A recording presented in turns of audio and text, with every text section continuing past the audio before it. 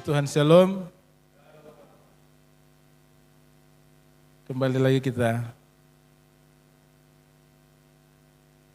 sudah memuji memuliakan nama Tuhan, dan tentu yang menjadi inti dari ibadah kita pagi hari ini yaitu kita mau menyenangkan Tuhan dan kita akan mendengarkan kebenaran firman Tuhan. Nama saya Melki Mukuan. Yang belum tahu, yang belum kenal, nama saya Melki Mukuan, asal dari Manado. Tempat pelayanan di Desa Noa, Kecamatan Pacar. Dan puji Tuhan, pagi hari ini saya bisa dipercayakan Tuhan untuk belajar melayani Tuhan lewat pemberitaan firman Tuhan pada pagi hari ini. Memang saudara harus jujur mengakui bahwa yang tadinya biasa cuman di ibadah di rumah jemaat, dan ketika ada di tengah-tengah jemaat Tuhan GPDI Labuan Bajo, bukan sedikit grogi tapi memang grogi ya. Karena biasa cuman berapa kursi yang ada di depan, ini ada ratusan ya. Tapi tidak mengapa, ini tidak mengurangi sukacita, tidak mengurangi hadirat Tuhan pada siang hari ini, di mana kita sama-sama mau belajar kebenaran firman Tuhan. Saudara, ketika kita melihat situasi hari-hari ini dengan apa yang sedang terjadi lewat pandemi yang sedang merajalela di tengah-tengah dunia ini, termasuk di negara kita, di bangsa kita, bahkan di daerah tempat di mana kita tinggal, di mana dia sedang bekerja, dia sedang menyebarkan. Mau bilang menyebarkan tidak juga saudara, karena menurut saya bahwa apa yang sedang terjadi hari-hari ini semua atas izin Tuhan. Bahkan ini saya tidak tahu saudara, bahkan menurut saya ini sarana Tuhan untuk mau bawa kehidupan saya dan saudara, mau menggiring kehidupan saya dan saudara untuk dekat dengan Tuhan ya.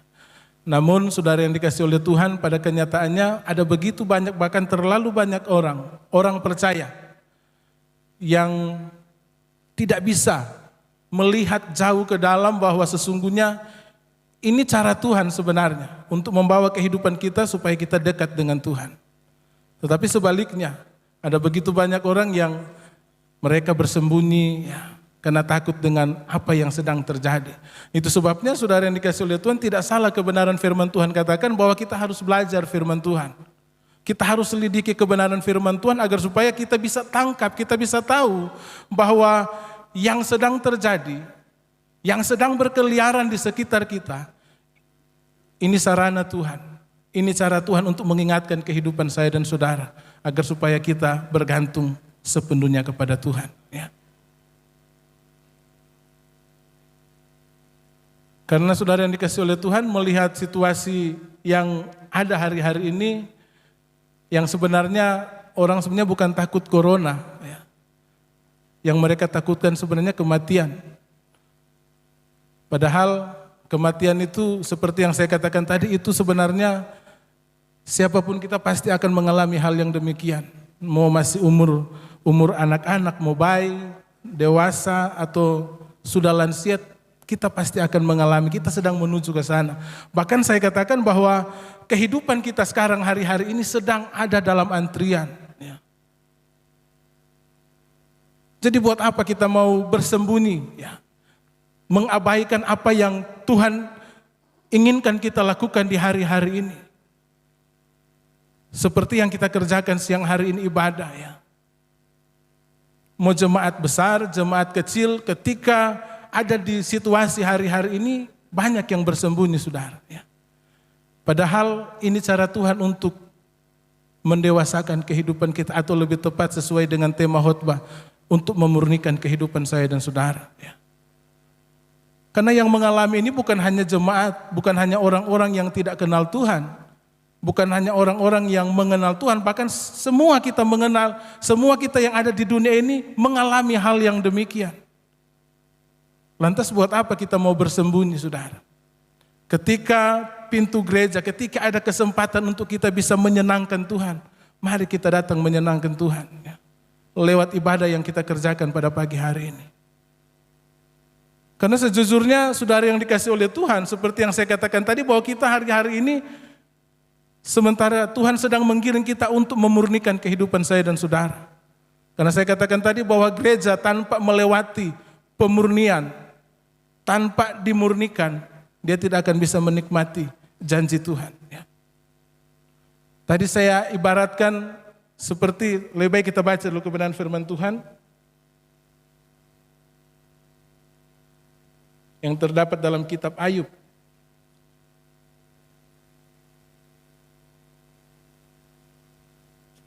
Ayub pasal yang ke-23. Saya akan baca ayat yang ke-10. Karena ia tahu jalan hidupku, seandainya ia menguji aku akan timbul seperti emas. Ya. Saudara, kalau melihat pribadi daripada Ayub, dia ini saya boleh bahasakan sesuai dengan kebenaran firman Tuhan yang tercatat dalam Alkitab, bahwa dia ini orang yang tidak bercacat, tidak bercelah. Dia orangnya sangat saleh kata Alkitab. Tetapi saudara yang dikasih oleh Tuhan, dalam kesalehannya yang dia tekuni, yang dia peroleh pada saat itu, tidak membuat dia tidak mengalami hal-hal yang menyakitkan. Tetapi kita melihat bahwa perjalanan daripada seorang Ayub, dia mengalami hal yang sangat-sangat luar biasa beratnya. Keadaan yang sangat terpuruk, keadaan yang sangat-sangat menekan kehidupannya. Kalau melihat dari pasal-pasal awal, bahwa harta kekayaan daripada Ayub itu ludah, saudara. Orang kalau sudah terbiasa enak, saudara yang dikasih oleh Tuhan, sudah terbiasa memiliki segala sesuatu, lantas dia mengalami hal yang demikian, langsung habis. Saudara, kira-kira apa yang dia rasakan? Saya lemparkan dalam kehidupan saya dan saudara. Kira-kira apa yang kita rasakan ketika kita sudah terbiasa dengan hidup mewah, kita sudah terbiasa dengan apa yang kita mau kita dapat, apa yang kita ingin peroleh kita dapat, saudara. Kita mau suka makan apa ada, kita suka mau ganti mobil apa bisa. Ya. Tetapi satu ketika Tuhan harus izinkan kita untuk mengalami hal yang seperti Ayub, saudara, kira-kira apa yang kita rasakan? Kira-kira apa yang harus kita lakukan, saudara? Tetapi saudara yang dikasih oleh Tuhan, Ayub ketika dia mengalami hal yang demikian, dia katakan dalam ayat yang ke-11, kakiku tetap mengikuti jejaknya, aku menuruti jalannya dan tidak menyimpang, perintah dari bibirnya tidak kulanggar, dalam sanubariku kusimpan ucapan mulutnya. Ya. Dia tetap berusaha untuk menyenangkan Tuhan. Dia tetap berusaha agar supaya hubungannya dengan Tuhan tidak terputus. Ya. Dia tetap berusaha untuk menyenangkan, menyukakan akan hati Tuhan, karena dia tahu kunci dari segala sesuatu. Ketika dia dekat dengan Tuhan, ketika dia mampu bersyukur di hadapan Tuhan, baik itu di tengah-tengah persoalan yang dialami.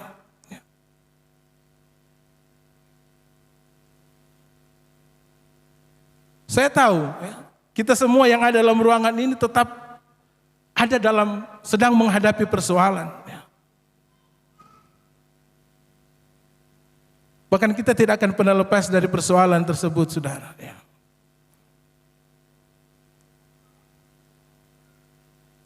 Kita tidak akan pernah lepas. Tadi saya katakan bahwa penderitaan itu sudah menjadi bagian daripada orang percaya.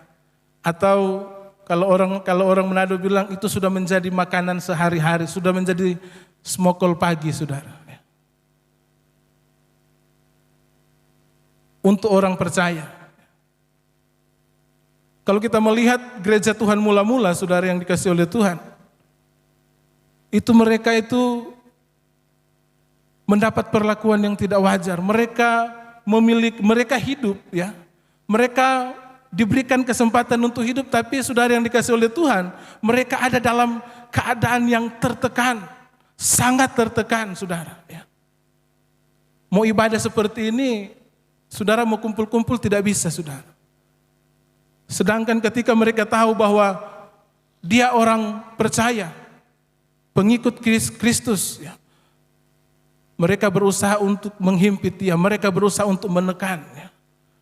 Dan sejarah membuktikan gereja Tuhan mula-mula, ketika mereka ada pada saat itu, saudara, baik rasul-rasul, baik jemaat Tuhan pada saat itu, mereka ditekan. Bahkan ada satu ketika, saudara yang dikasihi oleh Tuhan, mereka dikumpul yang kalau sekarang tempat mainnya film Gladiator, ya. Mereka dikumpul di satu benteng itu dan mereka lepas binatang buas. Ya. Yang bisa dilakukan oleh gereja Tuhan mula-mula pada saat itu, saudara yang dikasihi oleh Tuhan, mereka hanya bisa memuji, mereka hanya bisa berdoa. Namun apa yang terjadi? Ya. Seiring berjalannya waktu, suara mereka yang sedang memuji Tuhan, yang sedang berseru, memanggil nama Tuhan mulai hilang, mulai habis. Kenapa? Karena sudah dimakan oleh binatang buas. Ya. Itu realita kehidupan gereja Tuhan mula-mula, saudara. Ya. Itu sebabnya, saudara yang dikasihi oleh Tuhan, untuk kita sebagai orang percaya di akhir zaman ini, di era ini, saudara yang dikasihi oleh Tuhan, saya mau katakan bahwa ketika kehidupan gereja Tuhan yang tidak mau menghadapi yang namanya penderitaan, yang tidak mau menghadapi yang namanya persoalan, saudara yang dikasihi oleh Tuhan, kita tidak akan dimurnikan oleh Tuhan. Kita tidak akan mengalami yang namanya pemurnian. Kita tidak akan timbul seperti emas, kata Ayub.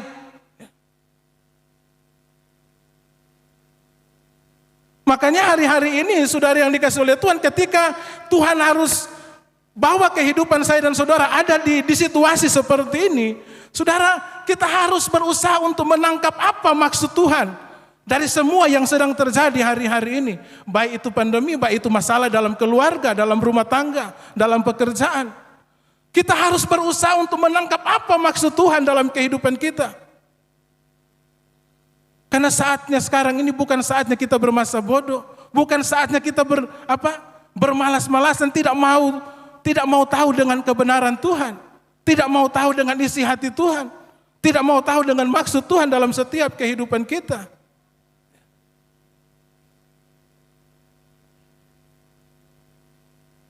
Kalau mau dibandingkan penderitaan kita hari-hari ini dengan gereja Tuhan mula-mula, saudara,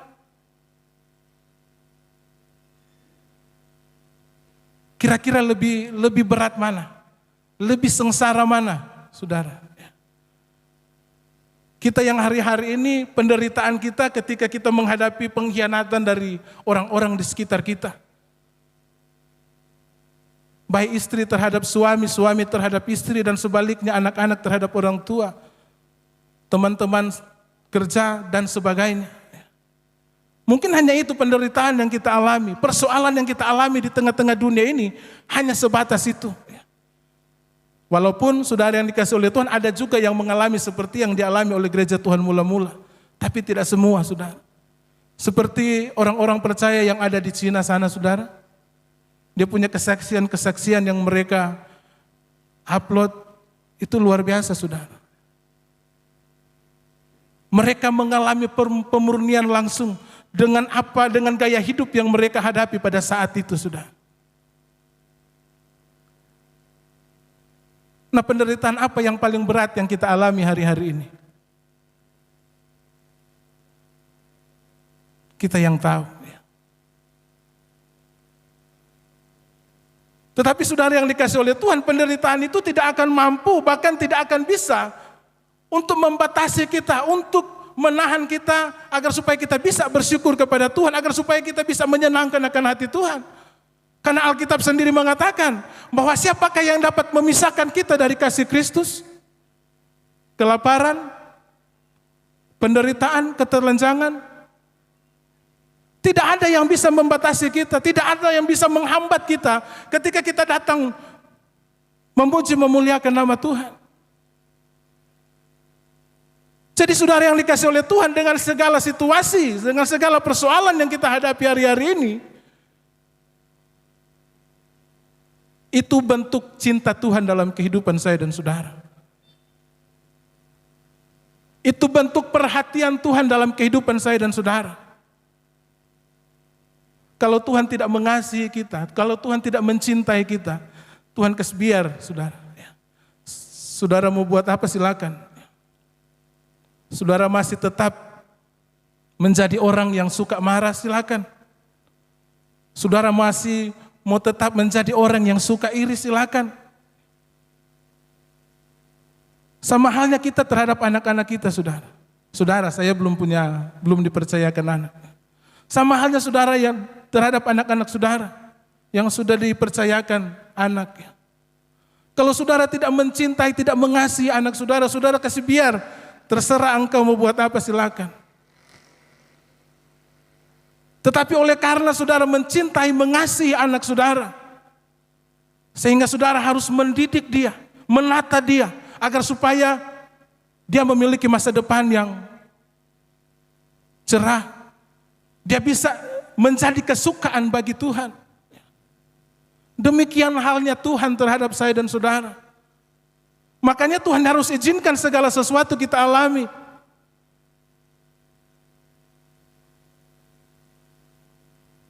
Mungkin saudara berkata, Pak Pendeta, enak omong seperti itu. Saudara, ini sudah alami, bahkan sementara alami. Karena saya katakan bahwa penderitaan sampai mati, nanti mati, baru habis itu penderitaan, saudara. Persoalan nanti habis dalam kehidupan kita, kita tidak akan menghadapi persoalan lagi ketika kita berjumpa dengan yang namanya kematian. Tetapi selama kita masih diberikan kesempatan oleh Tuhan untuk hidup, persoalan itu akan tetap mengikuti kehidupan saya dan saudara. Nah, apa yang harus kita kerjakan? Apa yang harus kita lakukan ketika Tuhan harus izinkan kita ada di tengah-tengah situasi seperti ini? Tadi saya katakan kita harus berusaha mengerti, memahami, menangkap apa maksud Tuhan dari semua yang sedang kita alami hari-hari ini, saudara.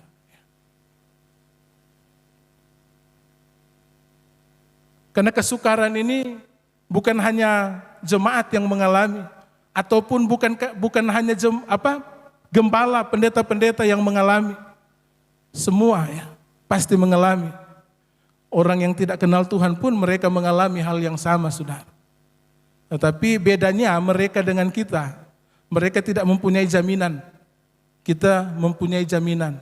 Jaminan kita yaitu keselamatan, Kristus Yesus Tuhan kita. Ya. Itu sebabnya pergunakan waktu-waktu yang ada hari-hari ini, saudara. Di mana hari-hari ini Tuhan mau, ya, izinkan segala sesuatu agar supaya kehidupan saya dan saudara seperti yang dialami oleh Ayub, dia keluar sebagai emas murni, saudara. Nah, pertanyaannya, mau tidak kita keluar sebagai emas murni? Yang mau keluar sebagai emas murni? Tidak ada. Sangat disesalkan, saudara. Tadi saya ibaratkan, saya ambil contoh emas, saudara. Ya. Kenapa emas itu berharga? Kenapa emas itu mulia? Sangat disukai oleh banyak orang. Kenapa dia indah di pemandangan manusia? Karena dia sudah melewati pemurnian. Karena dia sudah melewati pemurnian. Nah, kita pun seperti itu. Kalau kita mau agar supaya kita ini di pemandangan Tuhan indah, di pemandangan Tuhan kita ini barang yang sangat berharga, saudara, lewati pemurnian. Apakah pemurnian itu enak? Enggak, saudara. Emas, munculnya emas murni ini, dia harus dibakar dengan derajat yang sangat besar, yang sangat tinggi. Membutuhkan 1000 derajat, saudara.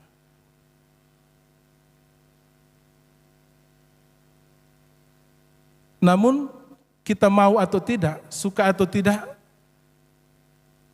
kalau kita mau menikmati janji Tuhan, kita akan diproses oleh Tuhan, kita akan dimurnikan oleh Tuhan. Dengan cara apapun. Tadi saya katakan Tuhan tidak pernah kehabisan cara. Kalau Dia mengasihi saya, Dia tidak pernah kehabisan cara untuk mendidik saya, memurnikan saya. Demikian juga saudara. Tuhan tidak pernah kehabisan cara untuk menjadikan saudara ini indah di pemandangan Tuhan. Nah, dengan persoalan yang kita alami hari-hari ini, Alkitab katakan bahwa ini semua di mana cara Tuhan untuk mempercantik kehidupan saya dan saudara. Tuhan sementara mendandani kehidupan saya dan saudara agar supaya kehidupan saya dan saudara layak untuk masuk dalam pesta perjamuan anak domba. Kalau kita tidak dipercantik oleh Tuhan, kalau kita tidak layaknya seorang pengantin wanita, saudara, kita tidak akan masuk dalam perjamuan, dalam pesta pernikahan anak domba itu, saudara. Karena kita ini nantinya, kita ini akan menjadi mempelai wanita. Mempelai pria itu Kristus. Tapi pertanyaannya, kita sudah cantik belum? Kita sudah didandani atau belum? Ataukah mungkin kita sementara didandani tetapi sesuai dengan selera Tuhan atau tidak? Mungkinkah kita sementara didandani oleh dunia ini? Nah, yang tahu itu kehidupan pribadi kita semua. Kita dengan Tuhan yang tahu. Tetapi yang pasti kebenaran firman Tuhan datang pada saat siang hari ini mengingatkan kehidupan kita bahwa kita harus masuk dalam fase-fase ini, saudara. Seperti yang tercatat dalam kitab Daniel. Daniel pasal yang ke-11. Sebagian dari orang, Daniel 11 ayat yang ke-35, sebagian dari orang-orang bijaksana itu akan jatuh, supaya dengan demikian diadakan pemurnian, pengujian, penyaringan, dan pemurnian di antara mereka sampai pada akhir zaman. Sebab akhir zaman itu belum mencapai waktu yang telah ditetapkan. Orang-orang bijaksana, siapa itu orang-orang bijaksana, saudara? Mungkinkah itu aktivis gereja, ataukah jemaat Tuhan, ataukah hamba-hamba Tuhan? Yang pasti kita akan melewati ini, saudara. Kita akan masuk dan melewati fase-fase ini, saudara. Nah, kalau tidak, tadi saya katakan jangan pernah bermimpi. Kalau langit baru dan bumi baru itu bisa menjadi bagian saya dan saudara. Dan perlu kita tanamkan dalam jiwa kita. Tujuan kita mengiring Tuhan, tujuan kita beribadah kepada Tuhan. Tujuan kita berusaha untuk melakukan apa yang diinginkan oleh Tuhan. Satu, sudah, supaya jiwa ini mendapat tempat. Yang di sana Alkitab katakan tidak ada tangisan dan kertakan gigi. Itu yang harus kita tanamkan di dalam kehidupan saya dan saudara, di dalam benak saya dan saudara, agar supaya di hari-hari ini kehidupan saya dan saudara boleh didapati oleh Tuhan berkenan, layak untuk menikmati segala janji Tuhan. Orang-orang yang tidak layak untuk menikmati janji Tuhan, kita lihat bangsa Israel ketika mereka keluar dari tanah Mesir. Generasi yang keluar dari tanah Mesir untuk menikmati tanah perjanjian, itu hanya 2 yang tembus tanah perjanjian. Padahal jarak, saya belum pernah ke sana, sudah.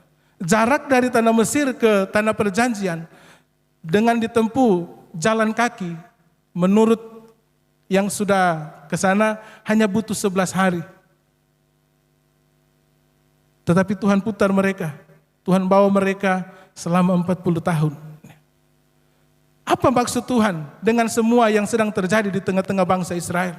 Tuhan mau mendidik mereka, Tuhan mau menata kehidupan mereka. Karena kehidupan mereka yang tadinya sudah terbangun, paradigma mereka sudah terbangun sekian lama di tanah Mesir. Yang tidak sesuai dengan kebenaran firman Tuhan, itu yang Tuhan mau babat. Itu yang Tuhan mau potong, itu yang Tuhan mau habiskan dalam kehidupan mereka. Namun sangat disayangkan, ketika Tuhan mau berkarya seperti itu, mereka tidak mau. Sehingga apa yang terjadi? Semua, selain Yosua dan Kaleb, semua kubur di padang gurun, saudara. Tidak diizinkan, melihat pun tidak bisa. Kalau Musa, puji Tuhan dia masih bisa diberikan kesempatan oleh Tuhan. Lihat keindahan tanah perjanjian. Musa pun tidak nikmati tanah perjanjian, saudara. Kenapa dia tidak nikmati? Karena dia tidak taat. Dia tidak setia. Dia tidak berpegang teguh kepada kebenaran yang Tuhan sudah taruh. Dia langgar batas-batas yang Tuhan sudah taruh.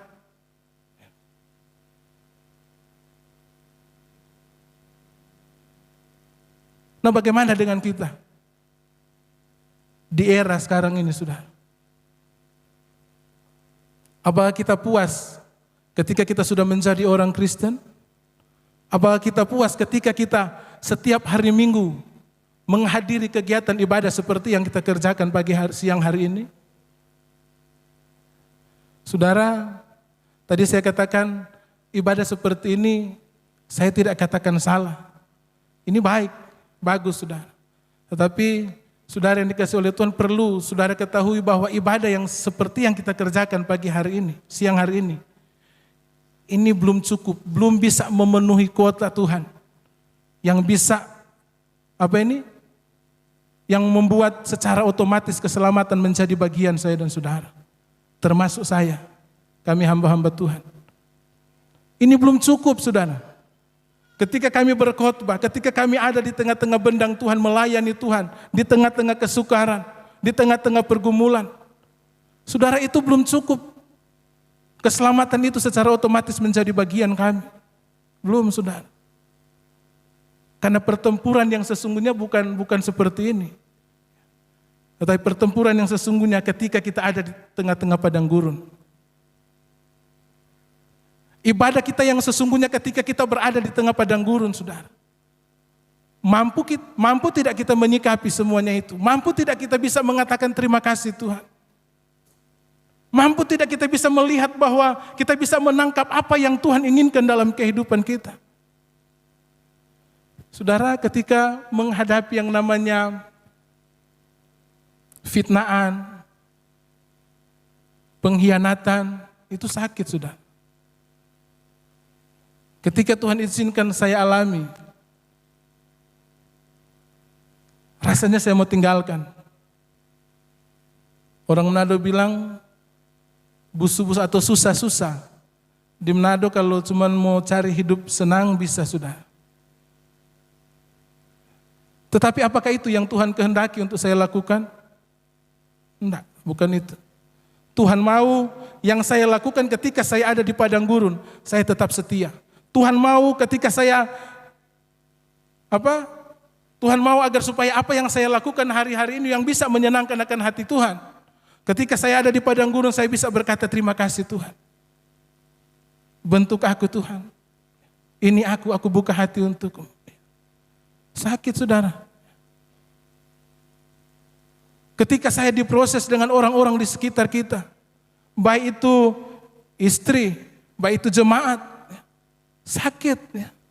Yang tadinya saya tidak pernah mengalami hal yang demikian. Tetapi ketika saya ada di tengah-tengah bendang Tuhan, melayani Tuhan, saya harus alami itu. Nah, ini yang Tuhan mau rubah, mindset saya, saudara. Yang tadinya saya berpikir bahwa ikut Tuhan itu enak. Ikut Tuhan itu ketika saya berhadapan dengan masalah itu pasti lari. Ketika saya berhadapan dengan musuh-musuh itu pasti lari. Tetapi realitanya tidak seperti itu, sudah. Alkitab katakan, Tuhan Yesus katakan dalam Injil Matius dan Injil Lukas, sangkamu aku datang ke dunia ini untuk membawa damai? Bukan, kataku, tetapi aku datang untuk membawa perbedaan. Aku datang untuk membawa pertentangan. Aku datang untuk membawa pedang. Dan terbukti gereja Tuhan mula-mula tadi saya katakan, bahwa mereka hidup tersiksa pada saat itu. Dan itu pun berkelangsungan sampai hari ini dalam kehidupan saya dan saudara. Tergantung kita mau menyikapi seperti apa.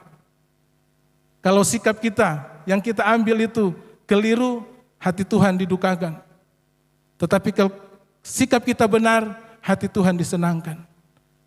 Pilihan ada di tangan kehidupan saya dan saudara. Mana yang kita mau ambil, mana yang mau kita kerjakan. Ya. Yang pasti kita akan lewati fase-fase ini. Kita akan diuji, kita akan disaring, kita akan dimurnikan. Nah, ketika kita sudah melewati pemurnian, saudara, kita sudah bisa dinikmati oleh Tuhan. Bukan hanya kita yang bisa menikmati Tuhan, tetapi kita harus berusaha kehidupan kita hari-hari ini agar supaya kehidupan kita ini bisa dinikmati oleh Tuhan. Kita harus ingat bahwa kehidupan kita ini adalah bait Roh Kudus. Tempat di mana Tuhan hadir bukan di gereja ini, saudara. Gereja yang sesungguhnya adalah pribadi saudara dan saya. Tempat di mana Tuhan hadir. Tetapi pertanyaannya, bangunan gereja atau kehidupan saya dan saudara, Tuhan bisa betah ada dalam kehidupan kita atau tidak? Itu yang menjadi persoalan. Dan kira-kira apa yang membuat Tuhan betah dalam kehidupan kita? Tentu gaya hidup kita hari-hari ini harus sesuai dengan standar Tuhan. Kalau tadinya saya yang mempunyai temperamen yang tidak baik, saya harus buang, tanggalkan. Saya yang egois, saya harus buang, tanggalkan. Karena kalau saya masih seperti dulu egois, saya sombong, Tuhan tidak betah. Orang-orang sekitar pun ketika saya mempunyai kelakuan seperti itu, teman-teman tidak betah bergaul dengan saya, apalagi Tuhan.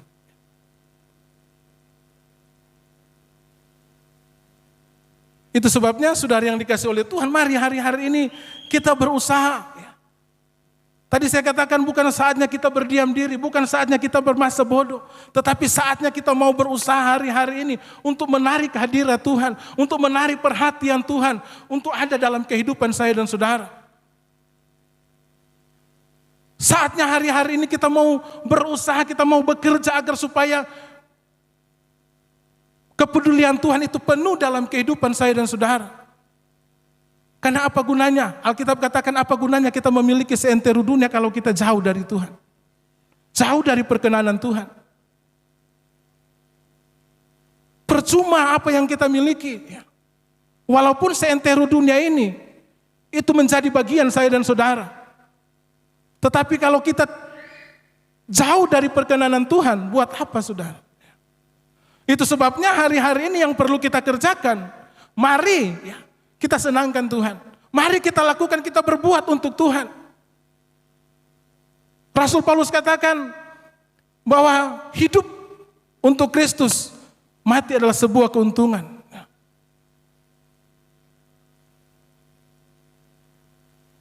Dan perlu kita ingat bahwa kehidupan kita di dunia ini hanya singkat, sudah sangat singkat, tidak panjang ya. Kalau kita melihat dalam kitab Kejadian hanya 120 tahun. Kalau kita melihat dalam kitab Mazmur hanya 70 sampai 80 tahun. Tetapi itu pun pemazmur katakan kebanggaannya hanya kesukaran dan penderitaan. Apa yang kita bisa banggakan dari semuanya itu, saudara?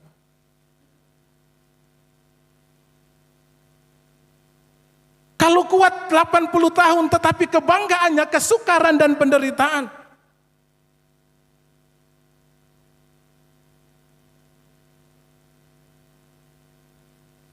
Itu sebabnya selama kita diberikan kesempatan oleh Tuhan untuk hidup sehat, kuat, mari kita lakukan yang terbaik buat Tuhan. Bagaimana caranya kita mau melakukan yang terbaik buat Tuhan? Gaya seperti apa yang harus kita tunjukkan, yang kita harus bawa di tengah-tengah dunia ini? Tentu seperti yang dikatakan Alkitab, anjuran daripada kebenaran firman Tuhan, kita harus hidup dalam pertobatan setiap hari. Bukan hanya hari ini, saudara. Tapi hidup dalam pertobatan setiap hari itu pun butuh proses, saudara. Saya mengalami, saya berkatakan, saya berdoa angkat janji, Tuhan hari ini saya berjanji, saya tidak mau begini. Tetapi saudara ketika diperhadapkan, saya juga masih tetap. Ya. Tetapi puji Tuhan, seiring berjalannya waktu, Tuhan bawa kehidupan saya untuk mengerti maksud dan rencana Tuhan yang indah dalam hidup saya. Dan ini pun tidak tutup kemungkinan buat jemaat Tuhan pun seperti itu yang Tuhan inginkan. Kita harus hidup bertobat setiap hari. Apa pentingnya? Apa fungsinya? Apa faedahnya? Kita memiliki gaya hidup yang seperti itu. Hidup dalam pertobatan setiap hari. Kita lihat Yesaya, sudah.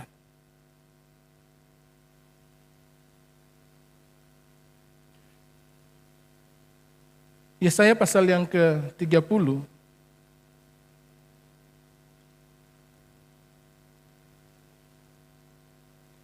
Ayat yang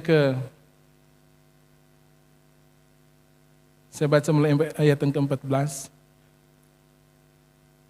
Seperti kehancuran tempayan tukang periuk yang diremukan dengan tidak kenal sayang, sehingga di antara remukannya tidak terdapat satu keping pun yang dapat dipakai untuk mengambil air api dari dalam tungku atau mencedok air dari dalam bak. Sebab beginilah firman Tuhan Allah yang Maha Kudus, Allah Israel, dengan bertobat dan tinggal diam, kamu akan diselamatkan. Dalam tinggal tenang dan percaya terletak kekuatanmu. Ya.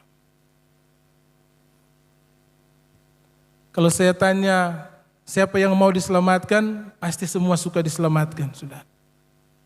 Pasti. Kalau saya tanya,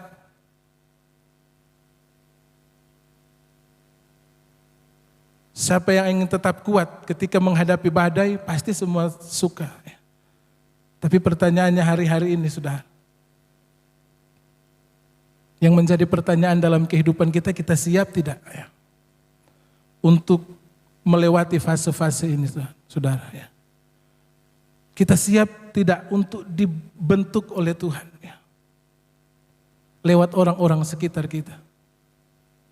Kita siap enggak? Kita diperbaiki oleh Tuhan lewat orang-orang di sekitar kita, bahkan lewat apapun yang ada yang kita hadapi hari-hari ini. Itu yang menjadi persoalannya. Ya. Nah kalau kita siap, pasti ya. Alkitab katakan pasti kita akan keluar seperti emas. Yang penting kita siap dulu. Bentuk aku Tuhan. Perbaiki aku Tuhan. Ketika ada orang menyakiti kita, terima kasih Tuhan.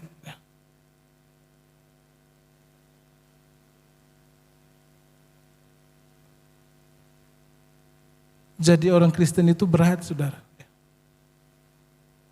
Jadi orang percaya itu, atau kekristenan yang sesungguhnya itu sebenarnya saya bisa bahasakan itu mustahil. Tetapi Alkitab katakan bersama dengan Tuhan kita cakap menanggung segala perkara. Tidak ada yang mustahil bagi Tuhan. Yang penting kita tahu kepada siapa kita bergantung. Kita tahu kepada siapa kita berharap. Kita tahu kepada siapa kita berseru, kita berteriak, minta tolong. Kalau kita salah tempat, kita tidak akan menikmati. Kita tidak akan melihat jalan keluar yang akan membawa kita pada kekekalan. Tetapi ketika kita mengambil sikap atau mendapat tempat yang benar, yaitu Kristus Yesus sebagai Tuhan kita, tempat pengaduan kita, tempat kita bergantung, maka di dalamnya ada jaminan. Dan jaminan itu bukan di dunia ini, tetapi di kekekalan. Ingat, dunia ini bukan rumah kita. Dunia ini hanya sementara. Alkitab katakan satu kali kelak akan di bumi hanguskan oleh Tuhan. Itu sebabnya saya mau katakan jangan pernah betah dengan dunia ini, saudara. Jangan pernah betah dengan dunia ini. Karena satu kali kelak bumi ini akan dihanguskan. Akan dihanguskan. Tuhan mau mengembalikan kita pada rancangan Tuhan semula. Yaitu langit baru dan bumi baru. Siapa yang rindu masuk langit baru, bumi baru? Haleluya. Karena itu tujuan kita. Dan itu tempat kita yang sebenarnya, bukan dunia ini. Sebabnya sekali lagi, jangan pernah betah dengan dunia ini. Sebabnya, ya saya katakan mari kita hidup dalam pertobatan. Karena ketika kita hidup dalam pertobatan, keselamatan akan menjadi bagian kita.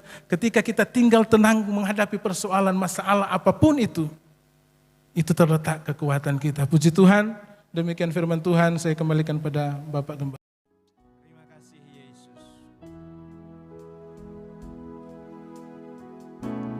Pujilah aku Tuhan,